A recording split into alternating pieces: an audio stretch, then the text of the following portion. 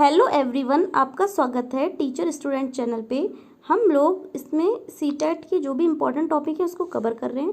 तो आज मैं लेके आई हूँ 2016 का जो प्रीवियस ईयर पेपर है ईवीएस का वो। तो आज हम 15 क्वेश्चन को कवर करेंगे। चलिए वीडियो शुरू करते हैं। हमारा पहला क्वेश्चन है, भारत में बिहार के सापेक्ष जम्मू कश्मीर और गोवा की स्थिति क्या है। यानी कि बिहार से जम्मू कश्मीर और गोवा कहाँ कहाँ पे है, इसकी पोजीशन किधर है। तो डायरेक्शन बतानी है हमें। तो हम सबसे पहले मैप पे चलेंगे। ये रहा हमारा मैप। अब इस मैप में आप देखिए कि जम्मू कश्मीर किधर है और बिहार किधर है। ये रहा हमारा बिहार, ठीक है। ये रहा हमारा जम्मू कश्मीर और किसकी, गोवा की पूछी है। तो हमारा गोवा रहा ये, ठीक है। अब आप बिहार जहाँ से पूछते हैं ना, जिसके सापेक्ष आपको वहीं पे ऐसे करके ये बना देना है, ठीक है। अब आप बताइए इसको क्या बोलते हैं हम लोग। ये हमारा नॉर्थ, ये साउथ, ये ईस्ट और ये वेस्ट है, ठीक है। अब इतने पार्ट को बोलते हैं नॉर्थ वेस्ट, ठीक है। और इतने को बोलते हैं नॉर्थ वेस्ट बोलते हैं या वेस्ट नॉर्थ बोलते हैं, ठीक है, वेस्ट नॉर्थ। और ये क्या होता है, वेस्ट साउथ, इतना वाला। यानी कि ये वाला हो गया पश्चिम उत्तर और ये हो गया पश्चिम दक्षिण, इतना वाला। अब दोनों एक कहाँ पे लाई कर रहा है, जम्मू कश्मीर आपका इधर है और गोवा आपका इधर है। एक आपका है पश्चिम उत्तर में और एक है आपका पश्चिम दक्षिण में। तो आंसर क्या होगा, पश्चिम उत्तर और पश्चिम दक्षिण। अब हम ऑप्शन देख लेते हैं,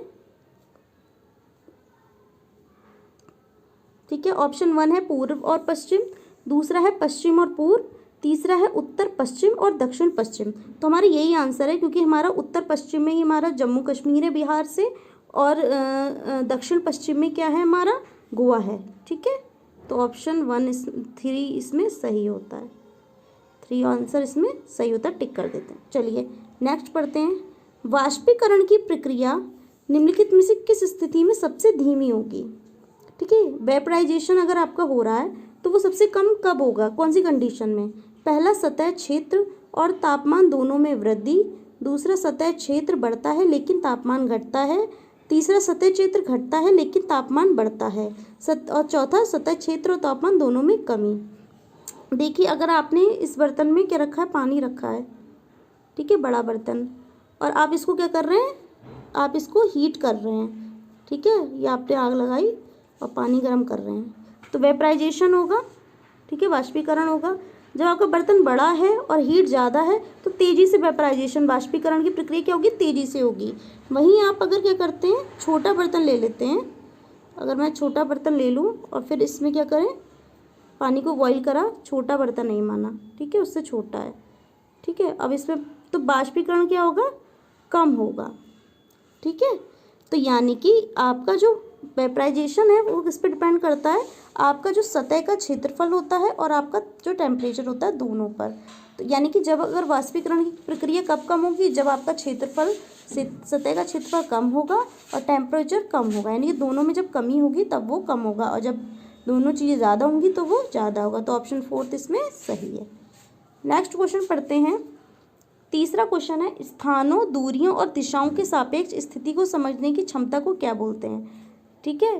तो आपने मैप पढ़ा होगा, तो मैप में आप क्या क्या देश, नदियाँ, ठीक है, पहाड़ वगैरह सब आप पढ़ते हैं ना, तो वो आपके किस में आते हैं। अगर यहाँ पे मानचित्र ऑप्शन में होता तो हम लोग किस पे लगाते, मानचित्र पे टिक लगाते, मैप पे। अब मानचित्र को ही क्या बोला जाता है, चित्रण कौशल। तो इसमें ऑप्शन बी हमारा एकदम सही होगा, ठीक है, यानी कि 2 आंसर एकदम सही है इसका। नेक्स्ट क्वेश्चन पढ़ते हैं। किसी राष्ट्रीय पाठ्यचर्या फ्रेमवर्क एनसीएफ ने प्राथमिक स्तर पर एक एकीकृत पाठ्यचर्या क्षेत्र के रूप में पढ़ाए जाने के लिए पर्यावरण अध्ययन की सिफारिश की, किसने की थी। पहला एनसीएफ 2005, दूसरा एनसीएफ 1988, तीसरा एनसीएफ 2000 और फोर्थ एनसीएफ 1975। तो इसका आंसर, इसको रट लीजिएगा, एनसीएफ 2000 ने इसकी सिफारिश की थी, ठीक है। और उन्होंने ये बताया था कि हम लोग जो सामाजिक विज्ञान और विज्ञान है, इनको अलग करके ना करके एक ही में पढ़ाया जाएगा, ठीक है, 3rd to 5th ईवीएस के रूप में। चलिए नेक्स्ट क्वेश्चन पढ़ते हैं। भारत के में किस क्षेत्र में स्थानांतरित खेती करने का रिवाज है? स्थानांतरित खेती वो होती है जिसमें हम लोग क्या करते हैं ना, वो लोग एक जैसे खेत होता है उसको जला देते हैं, फिर उसकी जो जलने पर जो खाद बनती है उसको क्या करते हैं, ज़मीन में ही उसको पाट दिया जाता है और वहीं पर फिर खेती होती है। तो ये हमारे जो क्षेत्र होते हैं हमारे पश्चिम के जो ओर होते हैं, ठीक है, उत्तर पूर्वी क्षेत्र, ठीक है, जैसे मिज़ोरम, मेघालय, ठीक है, इस साइड का जो होता है पूर्वी और उत्तरी क्षेत्र, वहाँ पे होती है स्थानांतरित खेती। तो ऑप्शन फर्स्ट है उत्तरी पूर्वी क्षेत्र, दूसरा दक्षिणी क्षेत्र, तीसरा उत्तर पश्चिमी क्षेत्र और फोर्थ दक्षिणी पूर्वी क्षेत्र। तो ऑप्शन 1 एकदम करेक्ट होगा, उत्तरी पूर्वी क्षेत्र, ठीक है, उत्तरी पूर्वी क्षेत्र में ये होती है। तो ऑप्शन फर्स्ट पे हम टिक लगा देते हैं। चलिए नेक्स्ट क्वेश्चन है, नदी बांध से उत्पन्न जल विद्युत के लिए निम्नलिखित में से कौन सा कथन सत्य नहीं है? अगर आप नदी बांध को प्रयोग कर रहे हैं, ठीक है, उससे क्या बना रहे हैं, करंट बना रहे हैं, तो क्या उसमें से ये कथन सही नहीं है। जब हम लोग क्या करते हैं, पानी बहुत ज़्यादा इकट्ठा हो जाता है ना बारिश का, तो उसको रोक कर अवरोध करके लोग क्या बनाते हैं, उसका बांध बना के बिजली उत्पन्न करते हैं। तो उसमें से क्या सही नहीं है? पहला, बांध टिकाऊ विकास को प्रोत्साहित करते हैं, दूसरा ये पानी या हवा को प्रदूषित नहीं करता, तीसरा जल विद्युत सुविधाओं से बड़े पर्यावरणीय प्रभाव हो सकते हैं, या फोर्थ, बांध स्वदेशी लोगों को अपनी नदी की जीवन रेखाओं से अलग करते हैं। तो इसमें से जो पहला ऑप्शन है, बांध टिकाऊ विकास को प्रोत्साहित करते हैं, ठीक है, तो ऑप्शन 1 इसमें एकदम करेक्ट हो जाएगा। नेक्स्ट क्वेश्चन है, निम्नलिखित में से कौन सी ग्रीन हाउस गैसें हैं?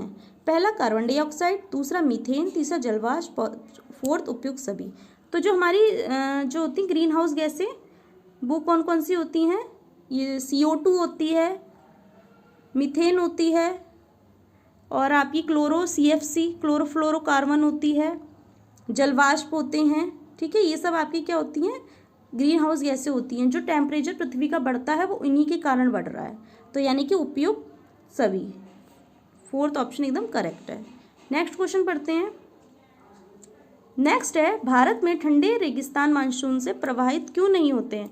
मतलब कि जो ठंडे रेगिस्तान है वो मानसून पे का इफेक्ट क्यों नहीं पड़ता है?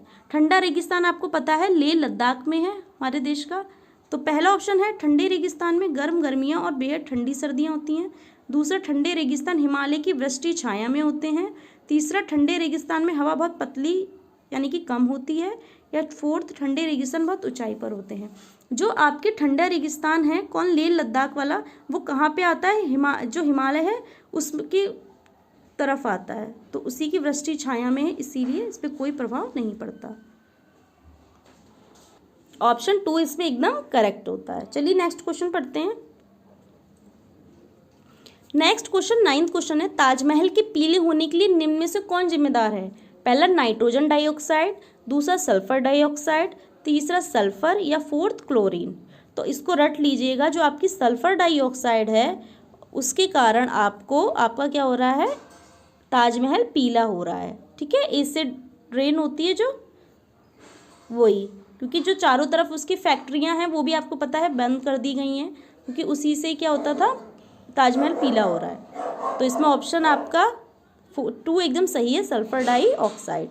नेक्स्ट क्वेश्चन है, गोलकुंडा किला किसने बनवाया? पहला, चोल राजवंश, दूसरा चालुक्य राजवंश, तीसरा काकतीय राजवंश, या फोर्थ पल्लव राजवंश। जो काकतीय राजवंश है ऑप्शन 3, उन्होंने ही गोलकुंडा का किला बनवाया था 13वीं शताब्दी में, ठीक है। चलिए नेक्स्ट क्वेश्चन पढ़ते हैं। 11th क्वेश्चन है, 15 ग्राम पर ml घनत्व और 3 ml आयतन वाली किसी वस्तु का द्रव्यमान क्या होगा? आपसे ये द्रव्यमान यानी कि मास पूछ रहा है। आपको पता होगा डेंसिटी जो होती है यानी कि आपके घनत्व, डेंसिटी को इंग्लिश में बोलते हैं घनत्व, वो किसके बराबर होता है?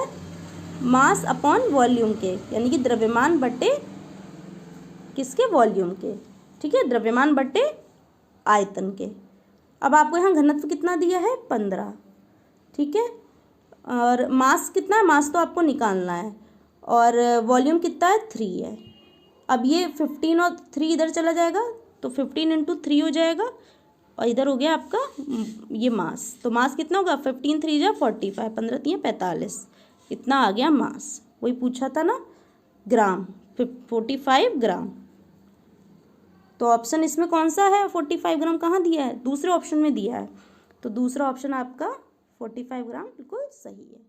चलिए नेक्स्ट 12th क्वेश्चन है हमारा कि निम्नलिखित में से कौन सी अदिश राशि है? पहला द्रव्यमान, दूसरा गुरुत्वाकर्षण, तीसरा संवेग और फोर्थ है भार। तो अदिश और सदिश राशियाँ क्या होती हैं? अदिश राशियाँ वे राशियाँ होती हैं जिनमें केवल परिमाण होता है, कोई डायरेक्शन नहीं होती है। जबकि जो सदिश यानी कि सदिश, दिशा के साथ, यानी कि जिसमें परिमाण और दिशा दोनों होगी, वो होती है हमारी सदिश राशियाँ। अदिश राशियाँ जैसे आपका द्रव्यमान, घनत्व, ठीक है, ये सब आपका किस में आता है? अदिश में।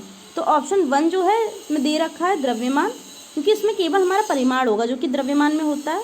तो फर्स्ट ऑप्शन एकदम सही है, ठीक है। बाकी सब में क्या है?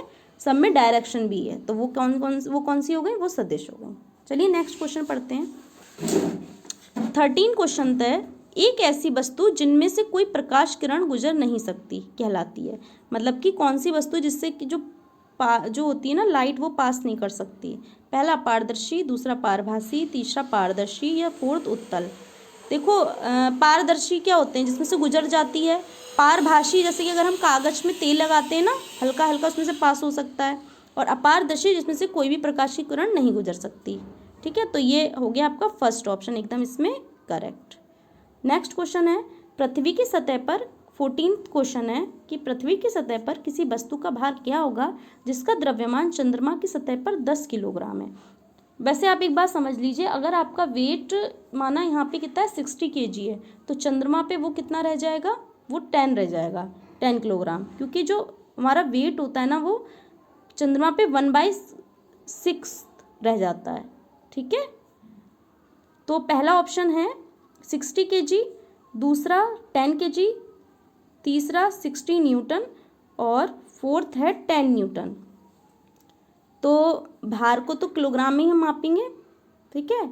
और न्यूटन तो बल की वो होती है यूनिट। तो ये थर्ड और फोर्थ ऑप्शन तो गलत हो गए। अब आपका वेट यहाँ पे चंद्रमा पे 10 है, ठीक है। तो पृथ्वी पे 6 गुना होगा ना, यानी कि 10 गुणा 6 60 किलो। तो ऑप्शन फर्स्ट एकदम सही है, 60 kg। नेक्स्ट क्वेश्चन है, एक विलय का विघटन दर डैश पर निर्भर करता है, ठीक है। यानी कि आप किसी चीज़ को डाल के, मतलब अगर कुछ कर रहे हैं, कोई विलय ले लिया आपने, ठीक है, सॉल्यूट ले लिया, कोई सॉल्यूशन बना रहे हैं, तो उसका जो डिसोशिएशन जो होती है रेट, वो किस पर डिपेंड करेगी? उसके दाब पर, उसके तापमान पे, उसके सतह क्षेत्र पे या उसके भार पे। अगर आप किसी चीज़ में जैसे चीनी मिला रहे हैं पानी पे और फिर आप उसको हीट कर रहे हैं, मान ला टेम्परेचर दे रहे हैं, तो वो कितनी जल्दी जल्दी डिसोशिएट होते हैं ना, चीनी के कण जो होते हैं कितनी जल्दी पिघलते हैं और वो घुल जाती है, ठीक है। तो वो उसके टेम्परेचर पर डिपेंड करती है, ठीक है। आप उसको कितनी जल्दी हीट करके पिघला रहे हैं, ठीक है। तो फर्स्ट ऑप्शन इसका क्या हो जाएगा? सही हो जाएगा। सॉरी, सेकेंड ऑप्शन टेम्परेचर एकदम सही है, ठीक है। ये हमारे 15th क्वेश्चन पूरे हो गए हैं। आपको अच्छा लगा होगा वीडियो तो लाइक, शेयर एंड सब्सक्राइब करिएगा। Thank you.